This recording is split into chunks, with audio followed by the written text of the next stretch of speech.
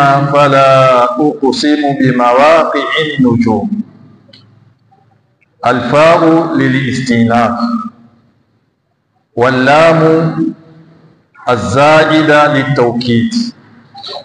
أقسم فعل مضارع مرفوع بضمة ظاهرة. الباء حرف جر. مواقع مجرور بالباء وهو مضاف. النجوم مضاف إليه مجرور. فلا أقسم بمواقع النجوم. نأبا نمشكيو يا nyota. نأبا na sehemu za mzunguko wa nyota.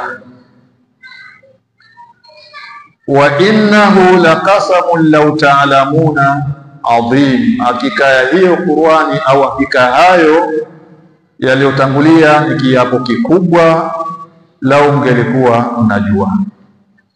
Katika aya hii ya 75 Allah tabaraka wa taala kama ilivyokuwa kawaida yake yuqsimu bima shaa min makhluqatihi. Yeye Allah ana haki ya kuapa na chochote katika viumbe vyake, lakini si haki ya kiumbe kuapa isipokuwa kwa jina la Allah tabaraka wa taala au kwa sifa yake. Lakini Allah yeye ana haki. Tumeona katika aya zilizopita, katika sura zilizopita na ambazo zitafuata, namna ya Allah tabaraka wa taala alivyoapa na vitu mbalimbali. Washamsi wa duhaha walqamari idha talaha wannahari idha jallaha walfajr walayalin ashr. Ameapa na vitu mbalimbali katika viumbe vyake. Hii ni haki yake Allah tabaraka wa taala kuapa kwa anachokitaka katika viumbe vyake. Lakini sisi tumekatazwa kuapa isipokuwa kwa Allah. Mtume sallallahu alaihi wasallam anasema la tahlifu biabaikum faman halafa falyahlif billah. Msiape kupitia majina ya baba zenu na wazazi wenu, na anataka kuapa basi aape kwa jina la Allah tabaraka wa taala, kwa sababu ilizoeleka mtu kuingiza kiapo chake uzito ni kuapa kwa baba yake. Baba yangu vile au mama yangu vile, na apa kwa jina la mama yangu, au mtu akwambia na apa kwa jina la mtume. Hivi vyote ni katika viapo ambavyo ni shirki kufanya hivi. Tumekatazwa sisi kuapa kwa asiyekuwa Allah tabaraka wa taala. Kwa hiyo hapa Allah ameapa na sehemu za nyota, za mzunguko wa nyota, na wanazuoni hasa wa tafsiri wanasema mara nyingi Allah anapoapa kupitia kitu kuna mazingatio na ishara katika kitu hicho, ukubwa wake Allah tabaraka wa taala. Maana yake mwanadamu ageuke kuangalia kwa mazingatio huko. Wakati aya hizi au aya hii inateremka ya kiapo cha Allah katika visimamo vya nyota, ulimwengu ulikuwa uko mbali sana katika mambo ya kifalaki. Walikuwa wakisoma nyota, lakini ulama falaki na wanasayansi wamegundua kwamba kuna nyota ambazo ziko vifungu kama majara, ni aina ya majumuat minan nujum. Wanasema mkusanyiko wa nyota hizo waweza ikafikia hata milioni 1 au bilioni 1 mkusanyiko wake. Na nyota hizo si kwa jicho la kawaida ambazo waweza zikaona mkusanyiko wake, lazima kutumiwe vyombo. Ulimwengu umeenda mbali sasa hivyo, wanaangalia na kuziona kwa vyombo maalum.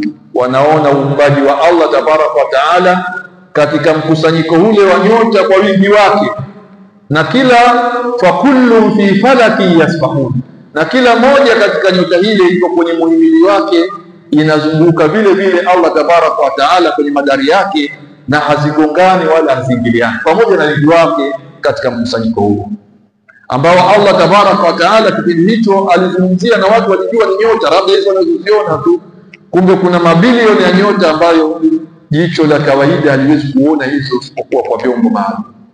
Fala uqsim bimawaqi an-nujum. Tena akaitilia msisitizo aya hii kwa lamu ambayo ni zaid litawkid. kwa sababu lam si ya nafi hapa kama ambavyo imezoeleka kwamba la aqribu sipigi, la uqsimu si api, la aqulu sio lamu hii. Lamu hii ulama tafsir wa ulama lugha wanasema ni lamu zaida, hapa haikufanya kazi ya nafi. Fala uqsim maana yake na apa, sio kwamba si api, haifanyi kazi hiyo. Ameleta kwa msisitizo ili wanadamu wajue ukubwa wake Allah tabaraka wa taala katika nyota hizo ambazo ameziumba.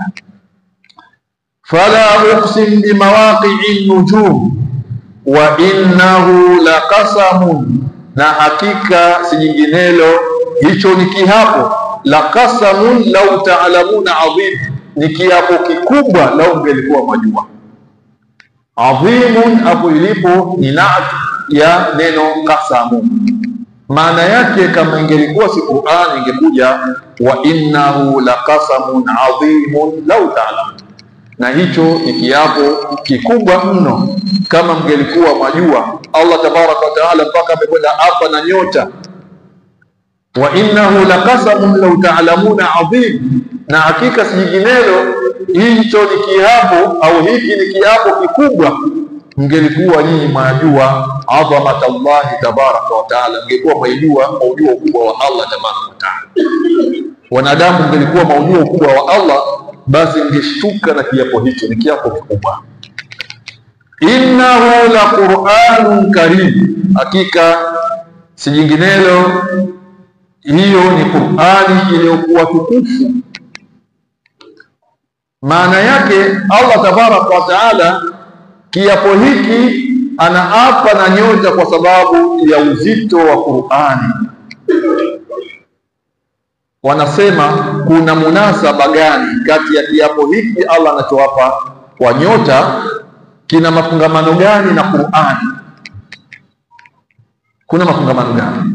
Ukiangalia dhahiri unaweza usione mafungamano, lakini mafungamano yapo makubwa tena. Nyota tahdi nnas fi dhulumati albarri walbahr, nyota zinawaongoza watu kupata njia katika wakati wa kiza, nchi kavu na baharini. Si ndio kazi ya nyota? Nyota wa alamatin wa binajmi hum yahtadun, na alama tumeweka kwa ajili ya alama, na kupitia nyota wao wanapata njia ya kwenda walimwengu.